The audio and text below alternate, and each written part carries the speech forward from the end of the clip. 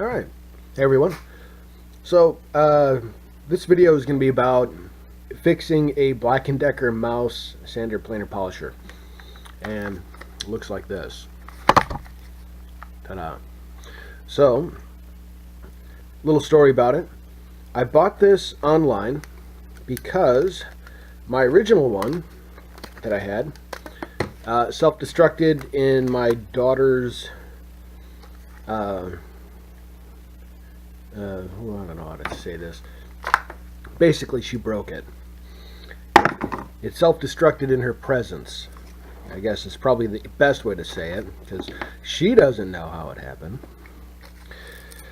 Anyways, I wanted to buy a new one, and they don't make these anymore. It's the MS800B model. All the ones now are about 3 times as high, and they look silly. I just don't like them. So, okay, good, it's still rolling. Alright, sorry, new camera, new kind of setup. Anyways, so what happens is, if you look here, nice and solid, does everything it's supposed to do. Come over on the bottom here, see that little white thing? It's broken. So, basically you can't do squat with it. So we're going to take this whole thing apart here, and I'm going to walk you through how I fixed the other one, and maybe you can learn how to do it as well. And it looks like we need a Phillips bit. This should fit.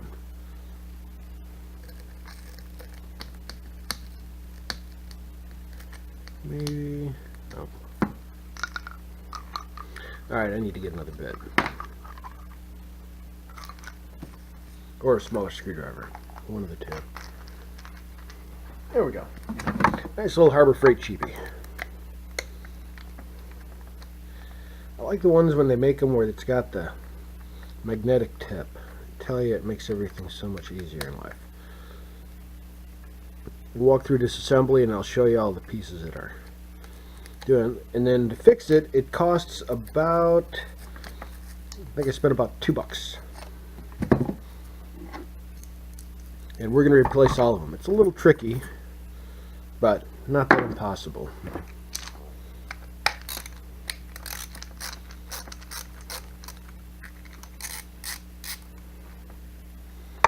That we don't care about. That's getting replaced. Hey, looking at it, it looked like this guy was used it to sand clay or something. I guess we'll find out when we get into it, huh? Alright. See this? These are what break. Here's one off the old one. Another one off the old one. It's just cheap nylon.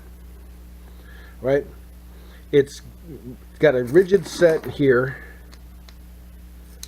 and then you'll see when we get into the piece here that it's another rigid set.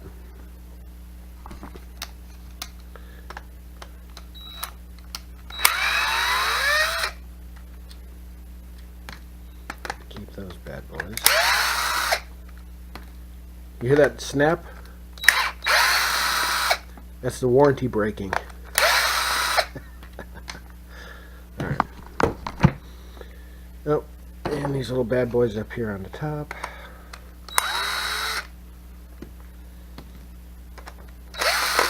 This little cover here is the trickiest one of them all.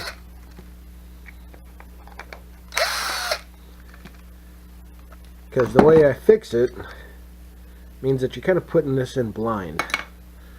But there's a way around it. So you got to be careful of this.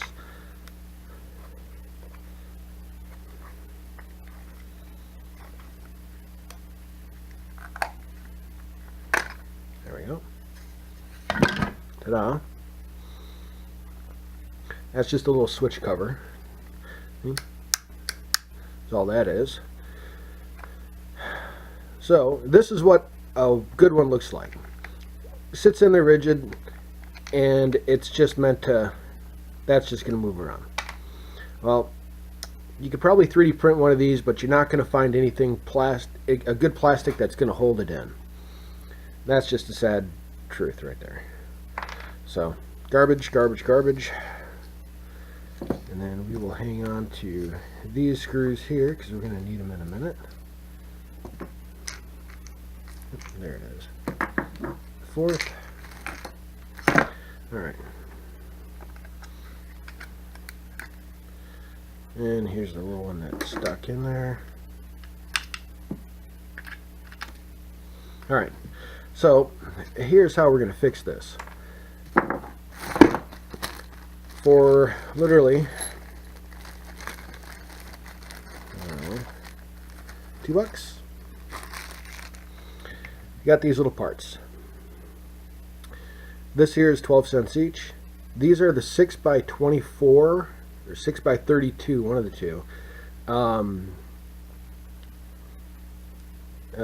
2-inch bolts. Now these had to been cut down, and I cut them down to just over 1 3/4 inches. So if you want to see this, the right size is just under 1 3/4 inches. Well, it's about 1 3/4 inches, whatever it is. But that was about the length I needed. A small bushing. This is a number 6S brass washer. And then, of course, a nut. Ace Hardware, 12 cents, 23 cents, 20 cents, 9 cents. Do the math. So we're going to stack these just like this. Washer, rubber,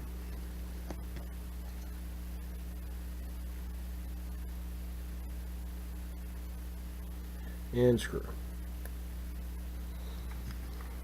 And each one of these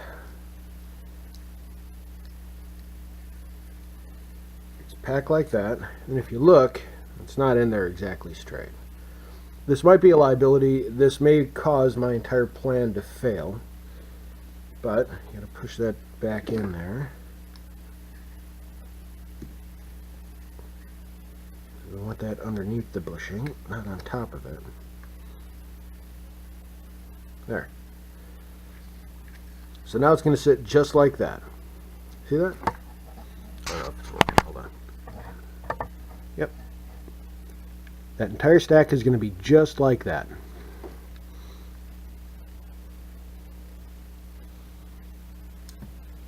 Okay, now we're going to do that 2 more times.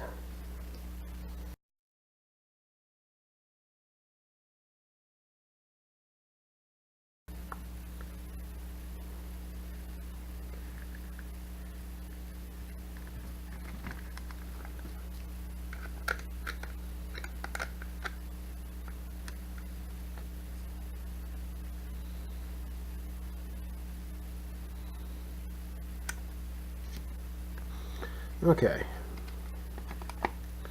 Now, if we look down there, you should be able to see. Let me make sure. You can see the hole here, the hole here, the hole there. So that's what we're going to be aiming for here in a minute. It doesn't look too dirty in here.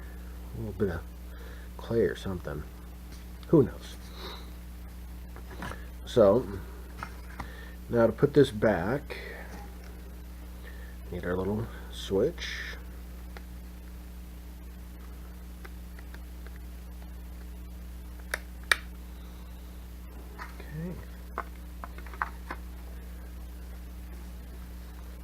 Okay. See, we can still see the holes. Good.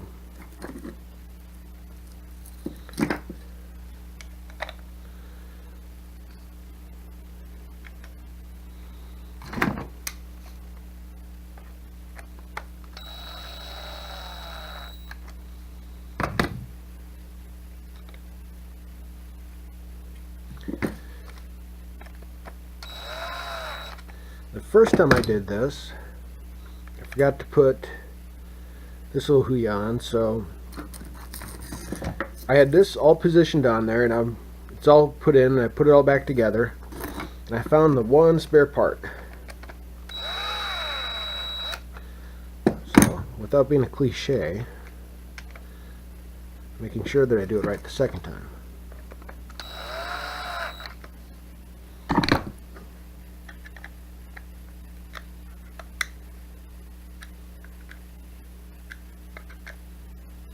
Alright. So now,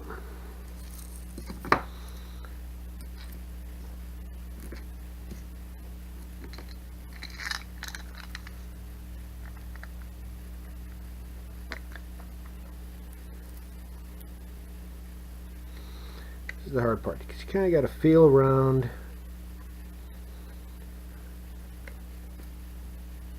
That one's in. That one in. I got lucky on the first two.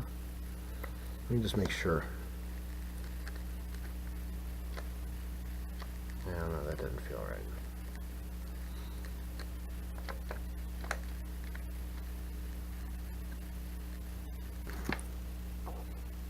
Holy shit, the bottom two went in.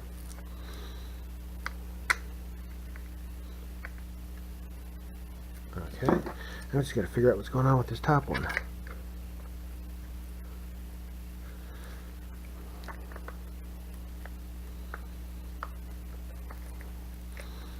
Top screw. Get in your hole. Why won't you go in your hole? There we go. Just need a little bit of encouragement. Okay. So those are all in there. Let's get these side screws back in.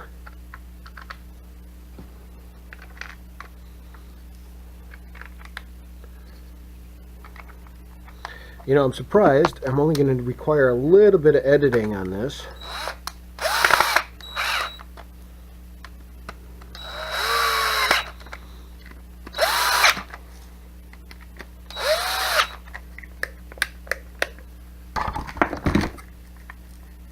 Alright, moment of truth.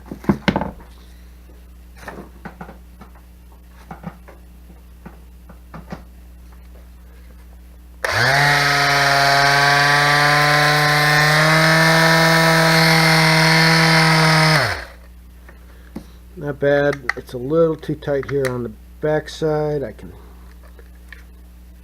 hear that. You have to give it enough room for it to spin, right? So there's think of it like an axle, right? And it's an eccentric spacer. It's off just a little bit, and then it connects into a bearing, like a skateboard bearing, wheel bearing, or whatever.